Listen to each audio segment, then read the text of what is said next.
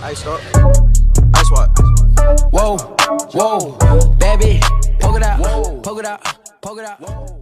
What's up, everybody? It's the guy that managed to record this entire video full through wearing a green hoodie to become just a floating head, leading to me having to re-record it. Back at it again with another video. And today we're doing the New Orleans Saints versus Detroit Lions preview and predictions. Now, I'm not going to go forward without addressing it. Yes, I'm bald now. I understand. I got a haircut. Apologies. Even though you guys have been telling me to get a haircut for about, how long have I been doing YouTube? 2.5, 3 years? That long to get a haircut. I finally did it. I know. It's gone. But that isn't the reason we're here today. The reason we're here today is to talk some football. A lot of you may be like, dude, I don't even want to talk football. We suck ass right now. We still have to do it. We have been so spoiled over the past 2 years to go 13-3 2 times in a row. We have to talk football while we suck ass. We can't just jump ship. That is not what we do here. That's never what we will do here. We're going to sit through the bad times until we get our shit together and become the 13-3 team that we were last year. The team that's going to make it to the playoffs again this year. We will be just fine. Early season woes happen. It's going to be a Cinderella story, I'm telling you, boys.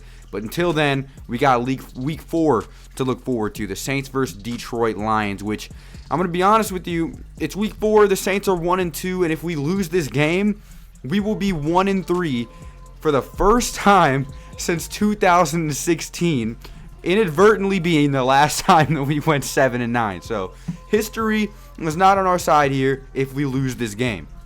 This game was looking like a 100% straight-up rebound game where we thought, you know what, the Saints are going to come right into Detroit and take our pride back. But now we have a little bit more of a tougher road and a tougher game ahead of us. And the reason behind that are injuries.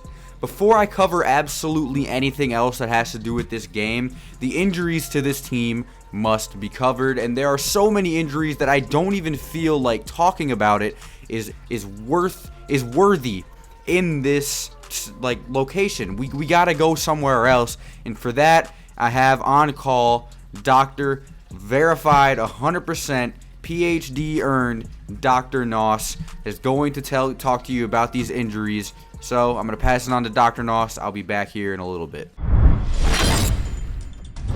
Hey folks, it is PhD awarded Dr. Noss here, and today we got some grim news to talk about. I couldn't even go into the lobby to record this for you. I had to take it straight to the hospital bedroom because this is ridiculous. The New Orleans Saints are now contending with the Denver Broncos and the San Francisco 49ers for the all-time IR team. None of our players are on injury reserve yet, but holy hell, it's headed in that direction. The amount of injuries that popped up seemingly overnight is insane, so we have some things to discuss. Let's go ahead and talk about whose bones are the weakest on this team. All right, so I have the injury report pulled up, and it's quite a damning injury report. I'm not going to lie. A lot of people would see this and get terrified. I'm one of those people that would see this and get terrified. There's a lot to go over, so let's start it off with Andrus Peat, who is out. Not shocking. He's a cupcake. He gets out. We paid him $60 million to sit on our bench. We then have Jared Cook, who is out, a ginormous hit as he was one of Drew Brees' 2 targets. I'm very, very upset that he's out. It's with a groin injury. We all seen it happen last week. He ended up leaving Green Bay in the middle of the game and had to be sidelined for the rest of it. Not a good look. I'm really hoping Jared Cook's injury isn't long term. I'm assuming he'll be back next week or the week after. We're just going to have to wait and see. A new injury that we didn't get to see happen because it happened in practice yesterday or the day before yesterday is Janoris Jenkins, who's out with a shoulder injury. He didn't practice on Wednesday because he was sick, came back, played half of practice, got a shoulder injury, went out, did not practice on Friday, and is now declared out for the game. Marcus Davenport, I don't even have to say he's out because all of you guys expected it. We gave 2 first-round picks for somebody that, just like Andrus Peat, does nothing but ride the bench to victory. So upsetting that Marcus Davenport is nothing but hurt ever. Now, we have a really, really big hit. So you heard how I said our cornerback 2, Janoris Jenkins, was out. Well, guess what? That isn't all. Our cornerback 1, Marshawn Lattimore, will not be playing in this game with You guessed it, a hamstring injury, the thing that hurt his draft stock in 2017, something he faced yet last year. A couple of missed games with a hamstring is always on Marshawn Lattimore's plate. Sadly, it had to be the same game that we're not going to have Janoris Jenkins. Another player on the out list will be Michael Thomas. A lot of people, including myself, thought that he would be back this week, but the New Orleans Saints said, we're not going to rush it. We're going to bench him, so he's not going to be playing. But great news, out of all of those outs, Chase Henson is questionable. That is all I got for the injury report today. There's nothing really else to talk about. We got 6 starters that will not be playing in this game. So saying that the Detroit Lions are playing a hindered New Orleans Saints is a bit of an understatement. Thank you, Regular Nos. I'm going to go ahead and pass it back to you now. Well, everybody, you heard the man. We have 6 starters that are not playing, and the people that will be taking their places. The most important two, I'm going to go over Marshawn Lattimore and Janoris Jenkins because we don't have those two. PJ Williams will be... oh God. Oh my God. Holy shit. PJ Williams will be our number one... PJ Williams will be our number 1 corner, and Patrick Robinson will be our number 2. Oh, wow. That hurts to say, but it's okay. As long as we get at least a solid performance from these two, we actually have a really big chance at winning this game. I'm not even being a homer. I'm just being honest. So let's go over the rest of the video that I have here. We went over the injury report coverage, so now we're going over the newest segment on preview and predictions, and that is Player Radar. 1 player from each team that I have on the radar, players that you need to watch, and players that are 100% going to determine the outcome of this game. The first player I have is from the New Orleans Saints, and this, you guessed it, has been our whole source of offense this year, Alvin Kamara. His stats this year, 31 attempts on 100 with 153 yards and 3 touchdowns. Those are his rushing stats. And he also has 27 receptions for 285 yards and 3 more touchdowns. The most touchdowns by any running back in the league this year. He has been doing a fantastic job. His top 5 out of every player in the league in receiving yards, you know, being ahead of 29 number 1 NFL receivers.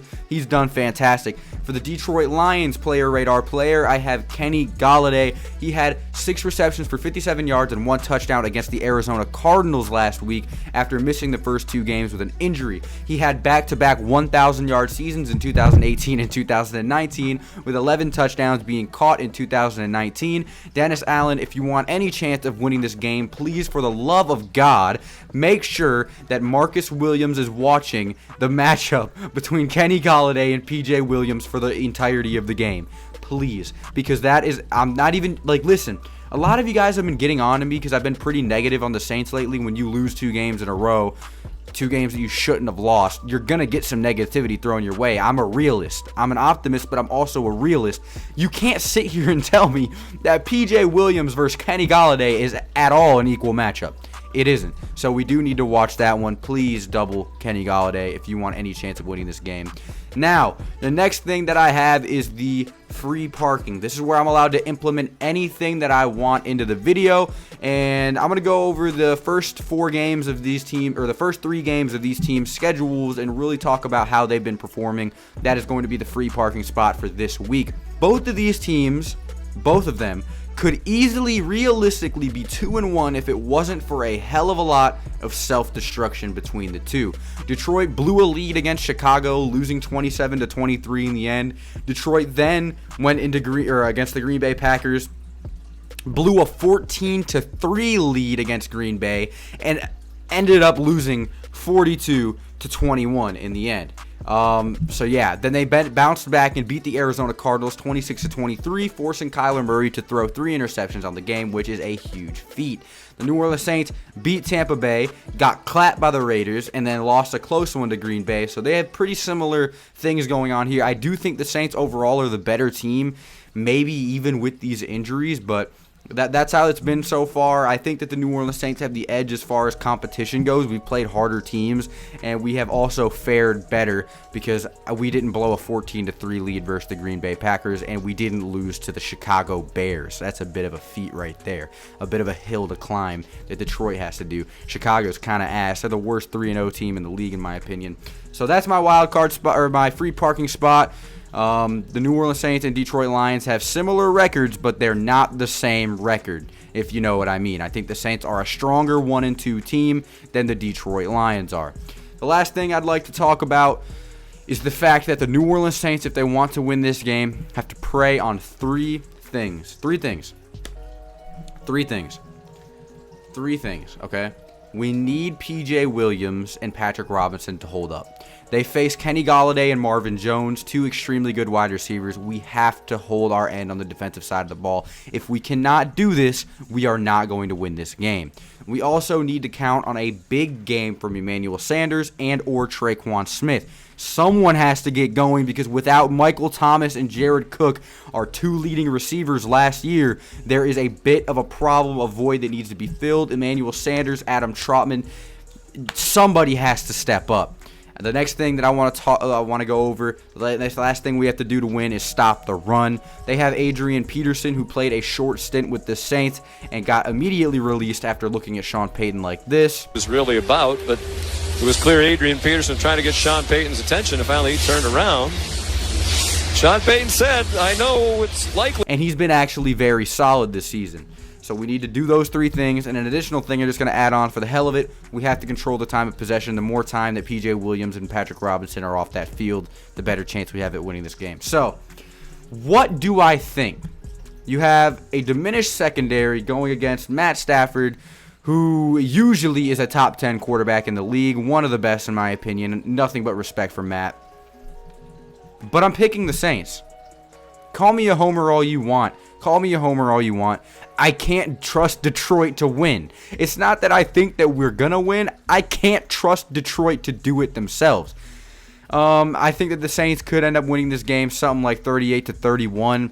It's going to be extremely tough. I could easily be wrong. Flip a coin. That's who's winning this game. We could get blown out we could get blown out, okay? So I don't really know. I'm going to go with the Saints. If we lose, I'm never picking the Saints again, mark my words. But that's just what I think. There's a lot of things we have to do, but if we do them all correctly, we can win this game by a large margin. It just all depends on if we can. If we can't, we have to hope that Matt Patricia self-destructs, because that's all we have after that. Thank you guys so much for watching. Comment your score predictions down in the comment section below. I'd love to see what you guys have to say about this game. Thank you so much for watching, and I'll see you boys in the next one.